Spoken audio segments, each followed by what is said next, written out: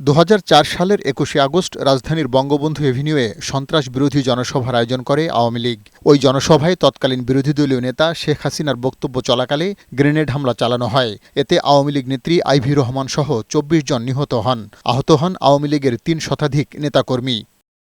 ওই ঘটনায় তখন মতিঝিল থানায় হত্যা ও বিস্ফোরক আইনে ২টি মামলা করা হয়, তবে তদন্তে কোনো অগ্রগতি হয়নি। ২০০৭ সালে প্রথম একটি অভিযোগপত্র দাখিল করা হয়। পরে ২০০৯ সালে আওয়ামী লীগ ক্ষমতায় এসে পুনরায় তদন্ত শুরু করে। তখন হুজি নেতা মুফতি হান্নানের জবানবন্দিতে নতুন করে অভিযোগপত্র দাখিল করেন। সেখানে বিএনপির ভারপ্রাপ্ত চেয়ারপারসন তারেক রহমান সহ ৫২ জনকে আসামি করা হয়। ২০১৮ সালের ১০ অক্টোবর দ্রুত বিচার ট্রাইব্যুনালে সাবেক স্বরাষ্ট্র প্রতিমন্ত্রী লুৎফুজ্জামান বাবর, সাবেক শিক্ষা উপদেষ্টা আব্দুস সালাম পিন্টু, ডিজিএফআই-এর ডিজি রেজ্জাকুল হায়দার সহ ১৯ জনকে মৃত্যুদণ্ড দেওয়া হয়। আর তারেক রহমান সহ ১৯ জনকে দেওয়া হয় যাবজ্জীবন কারাদণ্ড।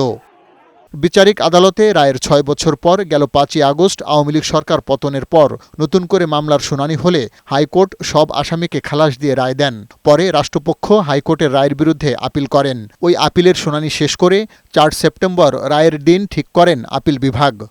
বৃহস্পতিবার প্রধান বিচারপতি সৈয়দ রেফাত আহমেদের নেতৃত্বে ৬ বিচারপতির আপিল বেঞ্চ রায় ঘোষণা করেন। রায় হাইকোর্টের রায় বহাল রেখে সব আসামিকে খালাস দেন। রাষ্ট্র কর্তৃক আনিত সমস্ত আপিল এবং যে সমস্ত পিটিশন ছিল সবগুলো ডিসমিস হয়েছে। অর্থাৎ হাইকোর্ট বিভাগের যেই রায়, খালাসের যে রায়, সেটা বহাল আছে। রায়ের পর্যবেক্ষণে বলা হয়েছে, মুফতি হান্নান সহ ১২ আসামির স্বীকারোক্তিমূলক জবানবন্দি স্বপ্রণোদিত ছিল না। তাদের নির্যাতন করে স্বীকারোক্তি আদায় করা হয়েছে। সুপ্রিম কোর্টের পূর্ণাঙ্গ বেঞ্চ আজকে যা রায় দিয়েছেন সেই রায়ে প্রমাণিত হয়েছে জনাব তারেক রহমান সাহেব, বিএনপির ভারপ্রাপ্ত চেয়ারম্যান, তিনি ন্যায় বিচার পেয়েছেন।